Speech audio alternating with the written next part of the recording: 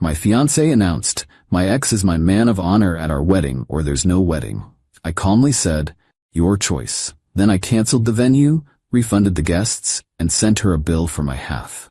When her ex found out he'd be paying for the wedding instead, Original post: I, 32 male, was supposed to get married in 6 weeks, was, past tense. Been with Jessica, 29, for 4 years, engaged for 1. Wedding planning had been going smoothly. Venue booked, catering sorted, invitations sent. We'd already dropped about $28,000 total, split roughly down the middle. Last Tuesday, Jessica sat me down with what she called something important to discuss. She had this serious look on her face like she was about to tell me someone died. Derek needs to be my man of honor. Derek. Her ex-boyfriend from college. The guy she dated for 3 years before we met. The one who remained such a good friend that he's at every birthday party, every holiday gathering, every random Tuesday night when she needs someone to talk to about her work drama. Your ex-boyfriend, I said slowly. You want your ex-boyfriend standing next to you at our wedding. He's my best friend, Tom. You know this. We've been through everything together. Everything, including a 3-year relationship that ended because he cheated on you with your roommate? She waved that off like it was ancient history. That was 7 years ago. We've both grown. He's changed, and he's been there for me through so much. I sat back, took a breath. Jess, I've been patient about Derek. I've been cool with the friendship even though it makes me uncomfortable, but standing up at our wedding, that's a different level. Her face hardened. This is non-negotiable, Tom. Either Derek is my man of honor, or there's no wedding. The silence stretched between us. She was actually serious. After 4 years together, after all the planning, after the deposits and invitations, she was willing to throw it all away if her ex couldn't stand next to her while we exchanged vows. Your choice, I said quietly. She blinked. What? You heard me. Your choice. Derek as man of honor or no wedding. You decide. I already told you my decision. Okay then. I stood up. No wedding it is. Tom, wait, you're being ridiculous. You're really gonna cancel our wedding over this? I'm not canceling anything. You just did. You said no, Derek, no wedding. I said no, Derek, so according to your ultimatum, we're done here. I walked out, went straight to my home office and got to work.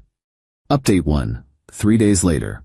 The thing about ultimatums is that people who make them never expect you to actually accept the consequences. Jessica tried calling me that night, 12 times. I didn't answer. I was too busy sending emails. First, the venue. We'd booked this beautiful historic mansion. The coordinator was surprisingly understanding when I explained the situation. Since we were outside the 30-day window, they could refund 60% of our deposit. Not great, but better than nothing. Next, the caterer. Similar deal, partial refund, about 50% back. The photographer was cool about it. Full refund minus a small processing fee. The band had a strict no-refund policy, but they offered to honor the booking for a future date if needed. I told them to keep it open. By 2 a.m., I'd contacted every vendor. Then came the hard part, the guests. I drafted an email. Dear friends and family, due to irreconcilable differences that have recently come to light, Jessica and I have decided to cancel our upcoming wedding. We apologize for any inconvenience this may cause. If you've already made travel arrangements, please contact me directly, and I'll do my best to help offset any non-refundable costs. Thank you for your understanding. Tom. Sent it to all 150 guests on our list. Then I did the math. Total spent, $28,000. My contribution, $14,000. Recoverable, $8,500. My loss, $5,500. I screenshotted every cancellation confirmation, every refund receipt, everything. The next morning, Jessica showed up at my apartment. I'd been expecting this. She had a key, but I'd installed a door chain the night before. Tom, what did you do? Canceled the wedding, as we agreed. I got calls from my cousins. My mom is freaking out. You told everyone we're not getting married? We're not. You made that clear. Derek or no wedding, remember? I didn't mean, I was just trying to make you understand how important this is to me. And I understood perfectly. You prioritized your ex being in our wedding over the actual wedding happening. Message received. You're twisting everything. Derek is just a friend. A friend you'd cancel our wedding over, apparently. She started crying then. Not the pretty, delicate tears, the ugly, snotty, desperate kind. Please, Tom, we can talk about this. Maybe Derek doesn't have to be man of honor, maybe just a regular groomsman? Oh, so now it's negotiable? Interesting. 24 hours ago it was your hill to die on. I was emotional. You know how I get. Yeah, I do. You make ultimatums expecting me to cave. Not this time. So that's it? 4 years just gone? I pulled out my phone and showed her the spreadsheet I'd made. Here's the bill. Your half of the cancellation losses comes to $5,500. I'll need that within 30 days. Her face went from sad to furious in about 2 seconds. You want me to pay you? We both lost deposits. I'm not eating your half because you decided your ex was more important than our marriage. This is insane. I'm not paying you anything. Then I'll take you to small claims court. I have all the receipts, the cancellation confirmations, and about 15 text messages where you acknowledge we were splitting wedding costs equally. She stared at me like she'd never seen me before. You're serious. Dead serious. You made your choice. These are the consequences. She left, slamming the door so hard the chain rattled. Update 2, 1 week later. The entitlement escalation was swift and spectacular. First, Jessica's mom, Linda, called. I actually liked Linda before this. She'd always been reasonable. Not anymore. Tom, sweetheart, Jessica explained everything. This is all a big misunderstanding. No misunderstanding, Linda. Jessica said Derek had to be man of honor or no wedding. I chose no wedding. But you know how girls are about their weddings. She just wants her best friend there. Her best friend who she used to sleep with. That's ancient history. You're being insecure and controlling. Ah, there it was. The narrative had been established. I was the controlling boyfriend who couldn't handle his fiancée having male friends. Linda, she made an ultimatum. I accepted it. End of story. You're destroying her. She's been crying for days. Fix this. She can fix it herself by paying her half of the cancellation fees. Linda hung up on me.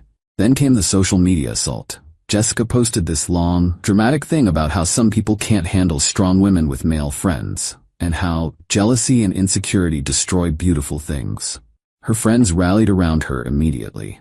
My phone started blowing up with messages from mutual friends asking what happened. I posted nothing. Just sent the same response to anyone who asked. Jessica demanded her ex-boyfriend be her man of honor.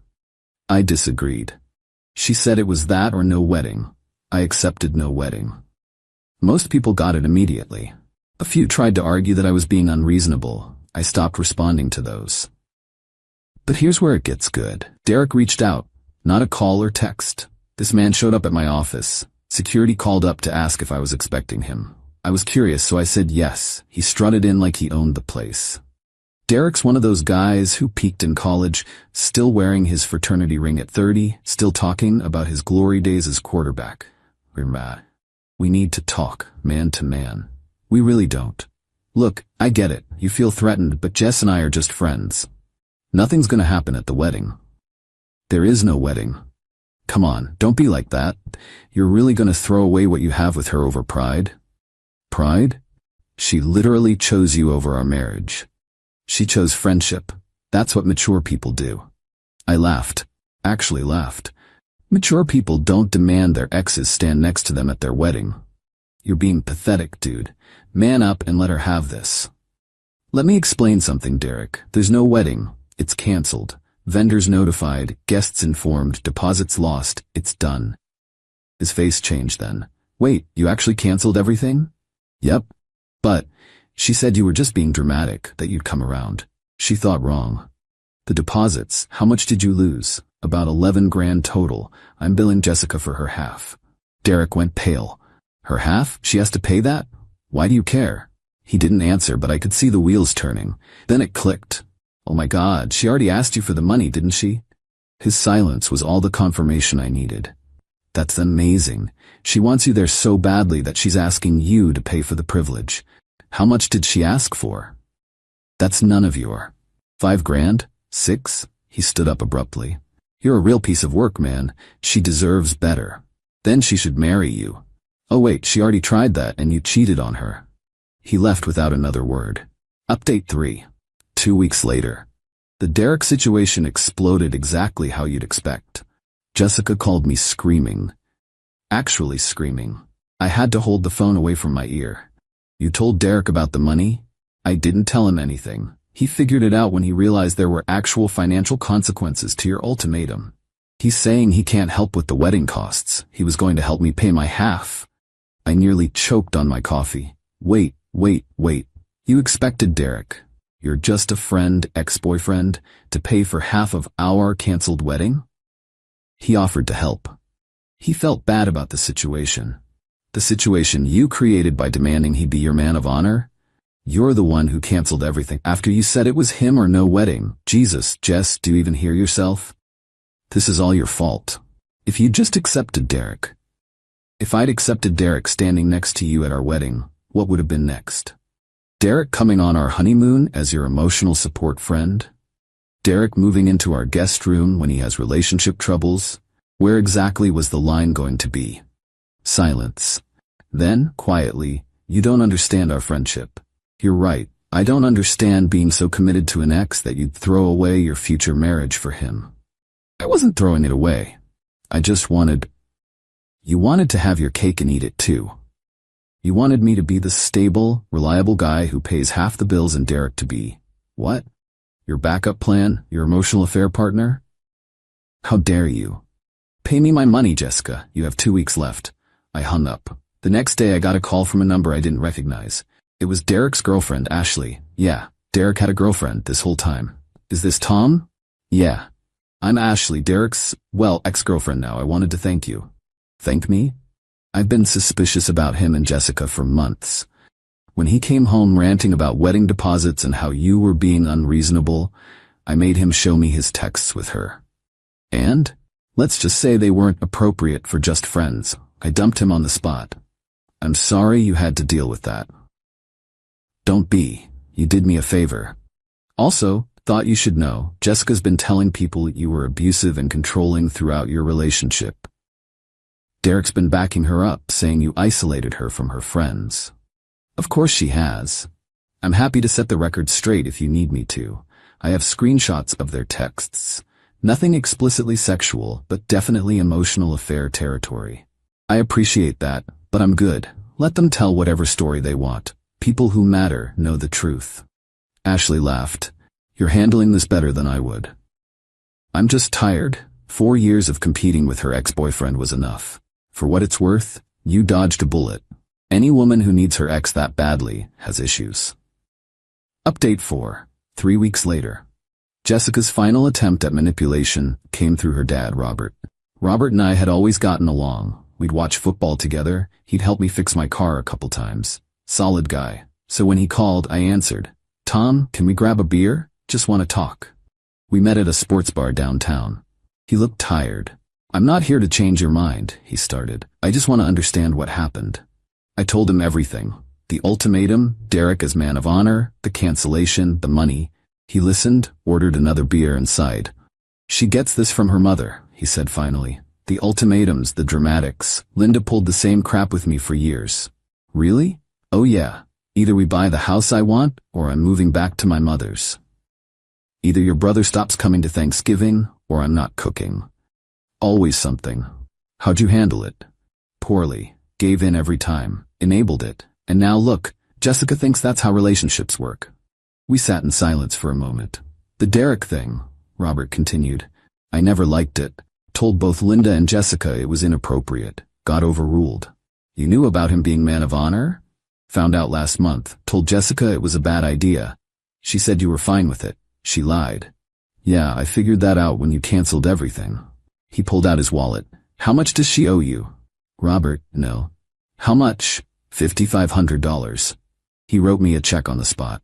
That's between you and her, I said. No, it's between me and her now. She can pay me back. Or not. Frankly, I'm tired of cleaning up her messes, but this one's on me for not teaching her better.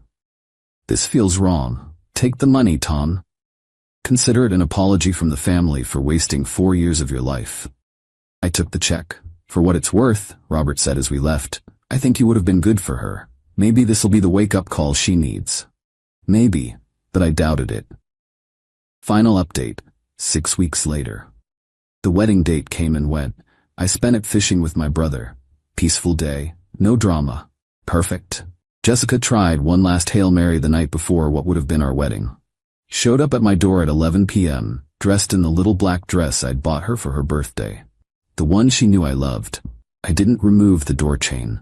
Tomorrow was supposed to be our day, she said softly. Yeah, well, I made a mistake. Several, actually. Derek and I aren't even friends anymore. Ashley told him to choose between me and her. He chose her. Good for them. I lost you. I lost my best friend. I lost everything. You didn't lose anything, Jess. You threw it all away. Can't we just...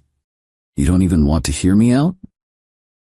There's nothing to hear. You made it crystal clear where your priorities were. Derek meant more to you than our marriage. That's not something you come back from. I was confused. I had feelings I didn't understand. There it was. Finally, the truth. So you did have feelings for him. Her silence said everything. Go home, Jessica. Tom, please, go home. She left. I watched from my window as she sat in her car for 20 minutes before finally driving away. The aftermath. Derek and Ashley apparently worked things out. Good for them, I guess. She's a stronger person than me. Jessica moved back in with her parents temporarily. Robert told me she's in therapy now, working on boundary issues and emotional dependency. Maybe she'll figure it out, maybe not. Not my problem anymore. Linda still thinks I'm the villain. Posted some passive-aggressive thing about men who can't handle strong women on Facebook. I blocked her. My boys threw me an unwedding party on what would have been the reception date. We went paintballing, ate too much barbecue, and nobody mentioned Jessica once. It was perfect. I kept the engagement ring, sold it last week, used the money for a solo trip to Iceland I'd always wanted to take. Posted one photo of the Northern Lights. Jessica viewed my Instagram story within minutes, still checking up on me, I guess. People ask if I regret it. If I should have just let Derek be in the wedding party to keep the peace. Hell no. The second she made that ultimatum, she showed me who she really was. Someone who'd hold our entire relationship hostage to keep her ex in her life. Someone who'd rather lose me than set a simple boundary with Derek. The wedding would have been beautiful. The marriage would have been a disaster. I saved myself years of competing with a ghost, of wondering what was really going on during their friend hangouts, of being the third wheel in my own relationship. The $500? Worth every penny for the lesson learned. When someone shows you their priorities, believe them the first time. And when they make an ultimatum thinking you'll cave, call their bluff and walk away with your dignity intact.